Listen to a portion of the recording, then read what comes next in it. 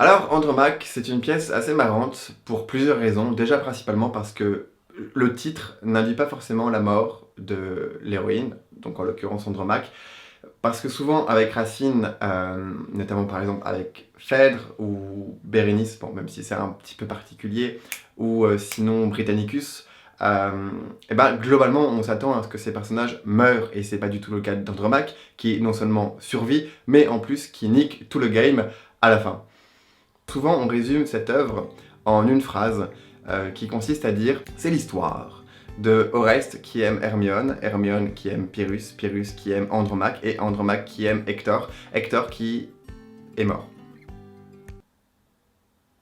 Au fond, c'est comme si, dans la période antique, les Grecs, ils avaient la télévision, ils étaient posés là, sur leur petit banc en pierre, et ils mataient amour, gloire et beauté. Andromaque, c'est ça. C'est rien d'autre que ça. Vous, ce que vous devez savoir en tant que lecteur, néophyte ou pas du tout, amoureux du théâtre classique, amoureux de Racine, bon peu importe, familier avec l'alexandrin, bref, on peut apprécier un bouquin sans forcément avoir, comment dire, un passif derrière tout ça. Bref.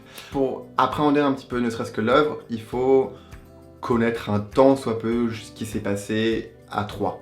Il y a toute l'histoire entre Achille et Hector, avec Hélène, le combat qu'ils ont fait, qui est raconté dans l'Iliade de Homère. Si vous n'avez pas lu l'Iliade, c'est pas grave, mais par exemple, si vous voulez une base, si vous avez maté Troie, le film avec Brad Pitt et l'autre, j'ai oublié son prénom, bah en vrai ça fait l'affaire et vous n'avez pas, même si historiquement parlant, c'est pas forcément le mieux, c'est en tout cas la base nécessaire pour comprendre l'histoire. L'histoire, en fait, simplement, ça commence avec Andromaque, du coup, qui est la veuve d'Hector. Hector qui s'est fait buter salement par Achille. Et Andromaque, elle a un fils qui s'appelle Astaniax, je crois. Bref, Andromaque, elle a trop le seum, parce que son mari est mort, elle a plus que son fils, et qui plus est, son fils, en fait, est condamné à mort par la Grèce, qui est là en train de se dire « Non mais attendez, là il y a le fils d'Hector, ça se tombe, il va grandir, il va tous nous poutrer la gueule, c'est dangereux, il faut qu'on le bute. » Le truc, c'est que Pyrrhus,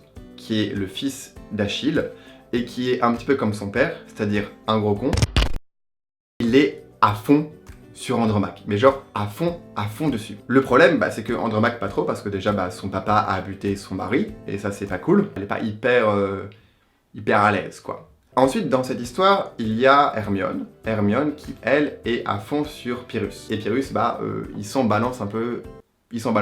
Et enfin, on a Oreste. Oreste qui est le pote de Pyrrhus, qui, lui, par contre, est à fond sur Hermione et qui sait que Hermione est à fond sur Pyrrhus.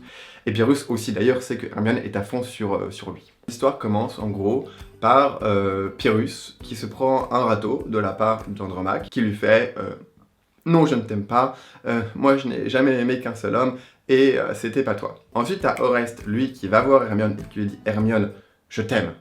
Et Hermione lui fait « Oui, oui, je sais, mais voilà, quoi, moi, tu sais, j'aime Pyrrhus et tout, mais bon, si Pyrrhus, il dit qu'il aime Andromaque, ça peut peut-être le faire. » Pyrrhus, vu qu'il s'est pris un gros râteau de la part d'Andromaque, il va voir Hermione et il lui fait « Écoute Hermione, en fait, je t'aime. Je t'aime et puis je vais laisser le fils d'Andromaque aux Grecs et ils vont le tuer. » Et voilà, c'est ça.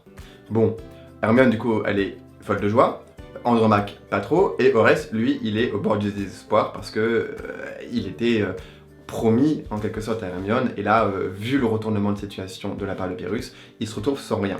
Ce qui fait que, vu qu'il a le seum, il se met en tête d'aller enlever Hermione et du coup de la ravir aux mains de Pyrrhus. Le truc, c'est que Pyrrhus, lui, il est toujours un petit peu épris d'Andromaque, ce qui fait que, au moment, donc c'est dans l'acte 3, quand il va pour voir Hermione et puis il rencontre Andromaque, ils ont un échange tous les deux qui fait changer d'avis Pyrrhus, qui dit « Bon, ok, je t'aime bien, je sais que t'es dans la merde et tout, mais voilà, épouse-moi et j'épargnerai ton fils. » Andromaque, elle prend sur elle, et elle réfléchit auprès notamment de sa suivante qui, j'ai oublié son prénom, zut, je le mets ici, là, ici, et en allant aussi sur la tombe de son mari Hector, elle décide d'épouser Pyrrhus, de sauver son fils par la même occasion, tout en se disant que à partir du moment où elle l'épouse, elle se suicidera après. Grosse joie. Hermione, en apprenant ça, elle est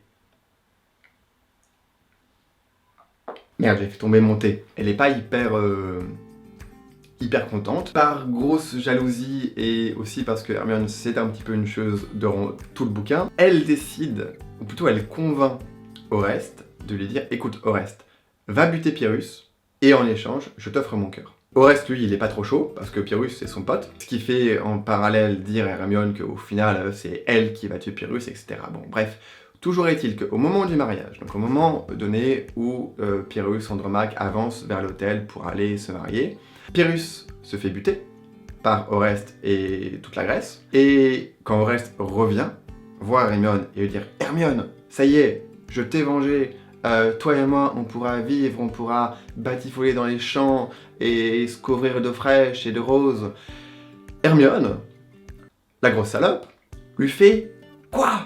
Mais tu n'as aucune honte, tu as buté l'amour de ma vie, je te déteste, je te méprise, va-t'en »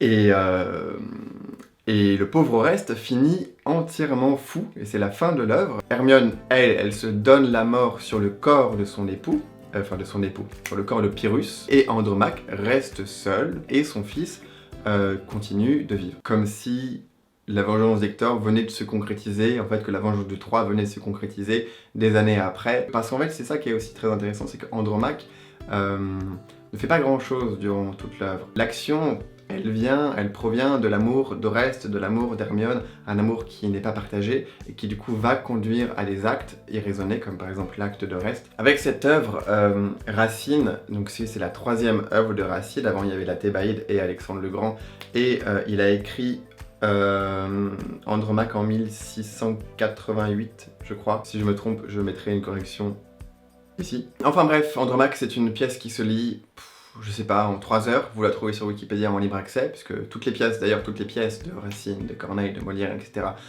sont en libre accès, vu qu'elles ont été écrites il y a des centaines d'années maintenant, les droits d'auteur sont largement dépassés. Disez-la, c'est probablement l'une des...